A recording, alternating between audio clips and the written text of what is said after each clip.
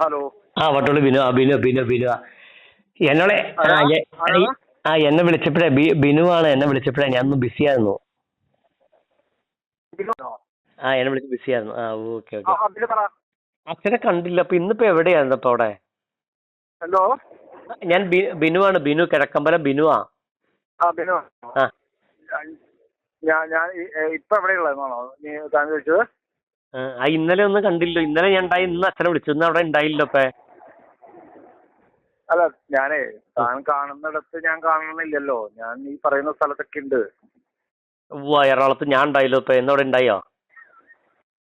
എന്റെ ബിനു, താൻ എന്നെ കണ്ടേ.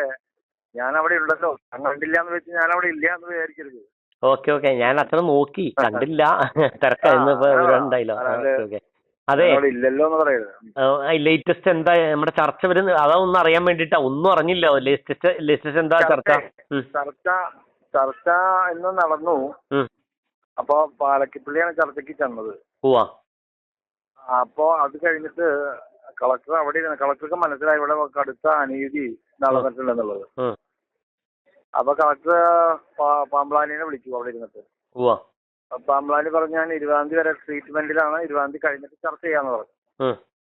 എന്ന് വെച്ചാൽ ഇപ്പൊ അച്ഛന്മാര് സ്വന്തം വഴിക്ക് പോകണം, അതുകൊണ്ട് നമുക്ക് വന്നിട്ട് പതുക്കെ സാവധാനം ചർച്ച ചെയ്യാന്നാണ് അവൻ പറയണത്. അപ്പൊ അവനോട് അപ്പൊ അവര് പറഞ്ഞു, ശരി 20-ാം തീയതി വരെ ഞങ്ങൾ ഈ ബിഷപ്പ് ഹൗസിലും ഉണ്ടായിരിക്കും. അപ്പൊ വീണ്ടും കളക്ടർ വിളിച്ചു. അപ്പൊ പ്രതിസന്ധി ആയല്ലോ.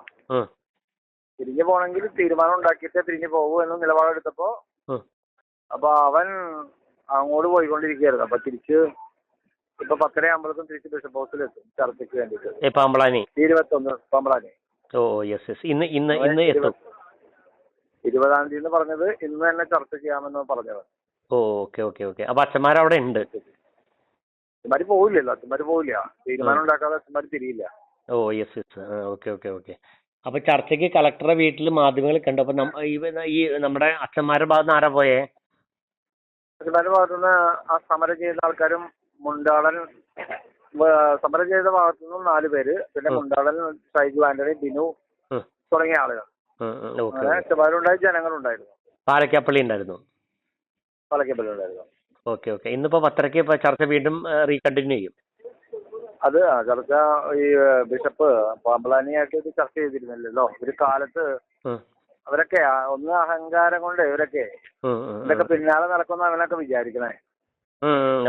കാലത്ത് വന്നപ്പോ തന്നെ ഇവരെ കണ്ടെത്തി മതി, അഹങ്കാരം കൊണ്ടേ. അതെ. എന്നെ തോന്നണേ. അല്ല, ചർച്ച നടക്കട്ടെ. നമുക്കൊരു തോന്നലുമില്ല. ഇവനൊന്നും ഒരിക്കലും വിശ്വസിക്കാൻ പറ്റില്ല. ാണ്. അപ്പൊ നമുക്ക് ചർച്ച നടക്കട്ടെ. ചർച്ച നടന്നിട്ട് നമുക്ക് പാമ്പ്ലാനി കുറച്ചുകൂടി എറണാകുളത്തിന് ഒരു അനുകൂലമാകുന്നൊരു അങ്ങനെ റൂമർ ഉണ്ടല്ലോ. അതിലൊരു കാര്യമുണ്ടോ? അവൻ എറണാകുളത്തിന്റെ കൂടെ നിന്നവനാണ്. അച്ഛനാവണേക്ക് മുമ്പ് എറണാകുളത്തിന്റെ ഐഡിയോളജി ഉള്ള ആളും. പക്ഷെ അധികാര ഭ്രമം മൂത്ത് കഴിഞ്ഞപ്പോഴേ, അധികാരത്തോടുള്ള ആസക്തി വർദ്ധിച്ചു കഴിഞ്ഞപ്പോ പിന്നെ ഇവർക്ക് ആശയമൊന്നുമില്ല. പിന്നെ ഒരു ആമാശയം മാത്രമേ ഉള്ളൂ. അത്രേ ഉള്ളൂ. അപ്പൊ അതുകൊണ്ട് ഇവരൊന്നും വിശ്വസിക്കണ്ട. അതൊക്കെ നമ്മൾ നമ്മുടെ വഴിക്ക് കൊണ്ടുവരണം. അതിന് ശേഷി നമുക്കുണ്ടെങ്കിൽ ഇവരൊക്കെ നന്നാവും.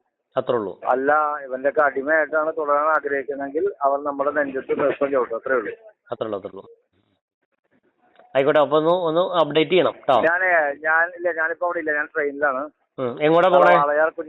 വാളയാർ കുട്ടികളുടെ മരണമായിട്ട് ബന്ധപ്പെട്ടേ മറ്റേ കേസ് സമരപരിപാടി. ഓക്കെ. ഞാൻ അതിന് പോവാ. ഞങ്ങളൊരു ദിവസം വരും. അപ്പൊ ഞങ്ങൾ വിളിക്കും. കടമ്പക്കുടി വിളിച്ചിട്ട് വരണേ. ഓക്കെ. ബൈ.